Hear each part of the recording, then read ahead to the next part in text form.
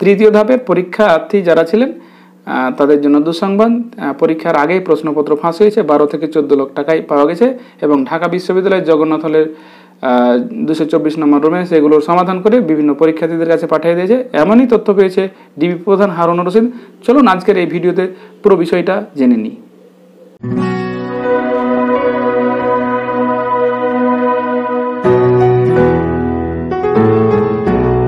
প্রিয় দর্শক, আসসালামু আলাইকুম। কেমন আছেন আপনারা? আশা করি আপনারা ভালো আছেন, সুস্থ আছেন এবং নিরাপদে আছেন। আপনারা জানেন যে ইতোমধ্যে তৃতীয় ধাপের যে রেজাল্ট প্রকাশিত হয়েছে সেখানে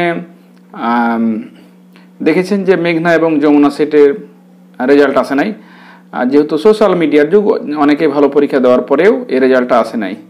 তো সেটা মুখ্য বিষয় নয়। এই ফল প্রকাশের যে একটা বিশৃঙ্খল অবস্থা সৃষ্টি হয়েছে সেটা আপনারা জানেন। তো আজকের এই ভিডিওটি সে বিষয়ে না। আজকের ভিডিওটি হচ্ছে যে তৃতীয় ধাপের পরীক্ষায় প্রশ্ন ফাঁস হয়ে গেছে এবং আমরা বিভিন্ন পত্রিকার মাধ্যমে জানতে পারছিলাম। প্রথমে আমরা ডেইলি ক্যাম্পাসে দেখেছিলাম যে প্রশ্ন ফাঁস হতে পারে, এমনই একটা তথ্য পেয়েছিলাম। কিন্তু আজকে একেবারে খোলামেলা ডিবি প্রধান হারুনুর রশিদ যিনি বলে দিয়েছেন কি বলেছেন এবং কিভাবে প্রশ্ন ফাঁস হয়েছে সবগুলো আজকের এই ভিডিওতে আমি আপনাদের জানিয়ে দেব। এবং এখানে আরেকটি বিষয় জানানো দরকার যে তৃতীয় ধাপের পরীক্ষায় 23,000 থেকে 46,000 উত্তীর্ণ করা হয়েছে। আমার কাছে মনে হয় অন্য যে সেটের মেঘনা এবং যমুনা সেট ছাড়াও অন্য সেটের রেজাল্টে যে গড় মিল নাই এমনটি বলা যাবে না। এছাড়া প্রথম এবং দ্বিতীয় ধাপের রেজাল্টে যে এমনটি হয়নি সেটাও বলা যাবে না। সেটা হতেও পারে, যেহেতু তার একটা লক্ষণ আমরা প্রকাশ পেয়েছি ইতোমধ্যে। তো এখানে আরেকটি বিষয় যে তৃতীয় ধাপে 46,000 টেকানো হয়েছে, তাহলে কতজন পরীক্ষার্থীকে চূড়ান্তভাবে নিয়োগ দেওয়া হবে? এখানে যারা পরীক্ষা দিয়েছেন অনেকে এখানে একটা ঝামেলা বেঁধে গেছে যে সরকারি প্রাথমিক বিদ্যালয়ের 3টি জেলা ছাড়া, ঢাকা এবং চট্টগ্রামের মধ্যে চট্টগ্রামের 3টি জেলা ছাড়া 21টা জেলায় যে লিখিত পরীক্ষা হয়েছে সেখানে দেখা গেছে 23,057 জনকে এখানে টিকানো হয়েছিল, কিন্তু পরবর্তীতে 46,199 জনকে টিকানো হয়েছে। এখন ব্যাপার হচ্ছে যে এতগুলো পরীক্ষার্থী মূল্যায়ন করা হবে এবং সাথে সাথে এতগুলোর ভাইভা নেওয়া হবে। তাহলে অনেকেই যে পরীক্ষার্থীরা পরীক্ষায় উত্তীর্ণ হয়েছে তারা তো বেশিরভাগই খালি হাতে ফিরে আসবে।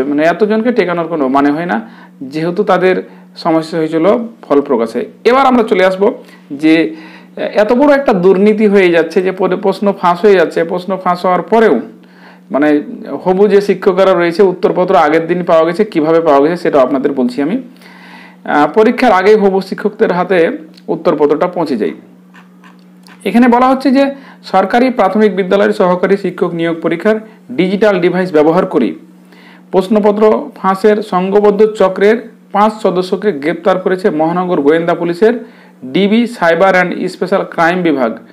ডিবি জানিয়েছেন কি দেখেন, যে ঢাকা বিশ্ববিদ্যালয়ে যে জগন্নাথ হল রয়েছে সেখানে বসেই পরীক্ষার প্রশ্নের সমাধান করা হতো। পরীক্ষা শুরুর আগেই পরীক্ষার্থীর হাতে সেই প্রশ্নপত্র তুলে দেওয়া হতো। এখন কথা হলো যে যারা অনেকেই ভালো পরীক্ষা দিয়েছেন তারা কিন্তু চাকরি পাবেন না, কারণ এখানে যেহেতু আগেই উত্তরপত্র দেওয়া হয়েছে, তাহলে 75 মার্কের পরীক্ষার মধ্যে এমনও প্রার্থী আছে 75 পেয়ে যাবে। আর আপনি যতই ভালো পরীক্ষা দেন আপনি হয়তো তাদের ধারে কাছে যেতে পারবেন না, তাহলে স্বাভাবিকভাবে আপনি পিছিয়ে যাবেন। এছাড়া তো পোষ্য কোটা এবং নারী কোটা রয়েছে, সেখান থেকে আপনি ছিটকে পড়বেন। অল্প যে কয়েকজনের চাকরি হবে সেটাও হবে না মেধাবীদের চাকরি। মেধাবীদের জন্য আর এই পেশা নয়, এখন এটাই মনে হচ্ছে। তো আমরা পুরো নিউজটা আবার দেখিনি।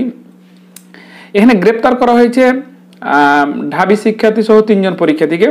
ঢাবি শিক্ষার্থী জ্যোতির্ময় গাইন, সুজন চন্দ্র রায়, মনীষ গাইন, পঙ্কজ গাইন এবং লাভলি মণ্ডল, এদেরকে গ্রেপ্তার করা হয়েছে। তো বৃহস্পতিবার আজকে রাজধানীর যে মিন্টো রোডে ডিবি কার্যালয়ে সাংবাদিকের সঙ্গে একটা আলাপ করেছেন ডিবি প্রধান হারুনুর রশিদ। তিনি কি বলছেন যে 29শে মার্চ অনুষ্ঠিত সরকারি প্রাথমিক বিদ্যালয়ের সহকারী শিক্ষক নিয়োগের তৃতীয় ধাপের লিখিত পরীক্ষা অনুষ্ঠিত হয়। এই ধাপে ঢাকা এবং চট্টগ্রাম জেলার 3.5 লাখ পরীক্ষার্থী অংশ নেয়। এই পরীক্ষা চলাকালে প্রশ্নের উত্তরপত্র ও ডিভাইস ও মাদারীপুরে 7 জন এবং রাজবাড়ীতে একজন শিক্ষার্থীকে আটক করেছে। এ ঘটনায় 2 জেলায় আলাদাভাবে মামলা দায়ের করেছে সংশ্লিষ্টরা। রাজবাড়িতে আটক হওয়া পরীক্ষার্থী আদালতে নিজেই দায় স্বীকার করেছে। 164 ধারায় তিনি জবানবন্দি দিয়েছেন। আর এখানে বলা হচ্ছে যে জবানবন্দিতে তিনি জানান কিভাবে এবং কখন মোবাইলে উত্তরপত্র এসেছে। মাদারীপুরে গ্রেপ্তার হওয়া পরীক্ষার্থীর বেশিরভাগই জামিনে বের হয়ে যান। ঘটনাটি তদন্তের জন্য Madaripur police super SP Mohammad Masud আলমের অনুরোধে ডিবির সাইবার অ্যান্ড স্পেশাল ক্রাইম দক্ষিণ বিভাগ তদন্তে নামেন।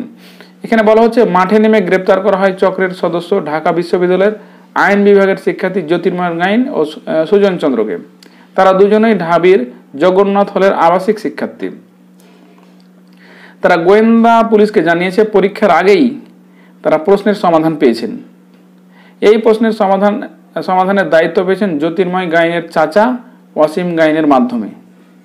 প্রশ্ন প্রতি 12 থেকে 15,000 টাকা দেওয়ার আশ্বাসে তাদের প্রশ্ন সমাধান করে দিয়েছেন। তাহলে 12 থেকে 15,000 টাকা। এই প্রস্তাবে জ্যোতির্ময় ও সুজন সহ 7 জন ঢাবির জগন্নাথ হলের জ্যোতির্ময় গুহ ঠাকুরতা ভবনের 224 নম্বর রুমে বসে তারা প্রশ্নের সমাধান পাঠান। ওয়াসিম তার ভাতিজা জ্যোতির্ময় গাইনকে প্রশ্ন সমাধানের দায়িত্ব দিয়েছিলেন। অন্যদিকে তিনি পরীক্ষার 2 থেকে 3 মাস আগেই পরীক্ষার্থীদের সঙ্গে যোগাযোগ করেন। বিশেষ করে যাদের চাকরির বয়স শেষ পথে এমন পরীক্ষার্থীদের টার্গেট করতেন। তাদের পরীক্ষায় পাস করিয়ে দেওয়ার জন্য 12 থেকে 14 লাখ টাকা চুক্তি করতেন। পরীক্ষা শুরুর কয়েক মিনিট আগেই প্রশ্নের উত্তরপত্র পরীক্ষার্থীদের কাছে পাঠিয়ে দিতেন ওয়াসিম গাইন। তাদের সমাধান করে দেওয়া প্রশ্নের 72 থেকে 75টি মিলে গেছে। ডিবির অতিরিক্ত কমিশনার আরো বলেন, আমাদের তদন্তে এখন পর্যন্ত যে প্রমাণ পেয়েছি তাতে এই চক্রের মূল হোতা ওয়াসিম গাইন। তার বাড়ি মাদারীপুর রাজের উপজেলায়। তিনি আগেও বিভিন্ন পরীক্ষায় প্রশ্নপত্র ফাঁস করেছেন।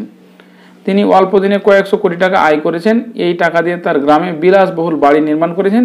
এলাকায় রাজনৈতিক প্রভাব থাকা ওয়াসিমের মানব পাচার, হুন্ডি ব্যবসা, ডিসের ব্যবসা, যেখানে তিনি প্রশ্ন ফাঁসের আয় করা টাকা বিনিয়োগ করেছেন। তিনি বর্তমানে পলাতক রয়েছেন। আমরা তাকে গ্রেপ্তারের চেষ্টা করছি। তাকে গ্রেপ্তার করলে কিভাবে প্রশ্নগুলো পান সেই বিষয়ে পরিষ্কার হতে পারবো। এখানে আরো একটি কথা বলা হচ্ছে যে এই ঘটনায় 2 জনকে আমরা রিমান্ডে এনে জিজ্ঞাসাবাদ করেছি।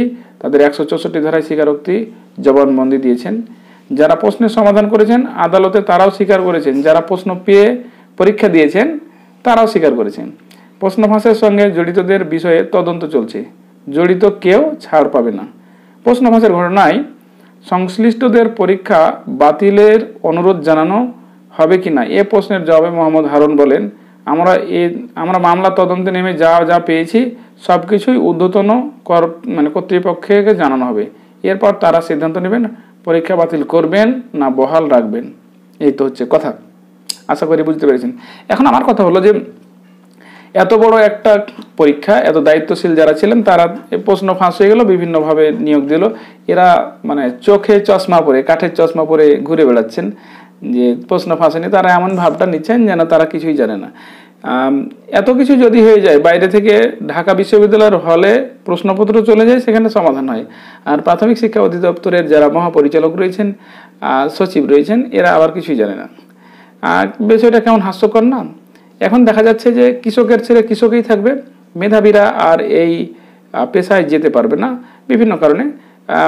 মূলত এই যে দুর্নীতির মাধ্যমে যারা নিয়োগ পাবে এবং কোটার মাধ্যমে নিয়োগ পাবে, এরাই হবে, শিক্ষক হবে। এদের থেকে জাতি কি আর আশা করবে সেটা আপনারাও বুঝতে পারছেন, আমিও বুঝতে পারছি। যাই হোক, ভিডিওটি শেষ করছি। আর যদি শুভ বুদ্ধির উদয় হয় তারা হয়তো আবার পরীক্ষা দিতে পারে।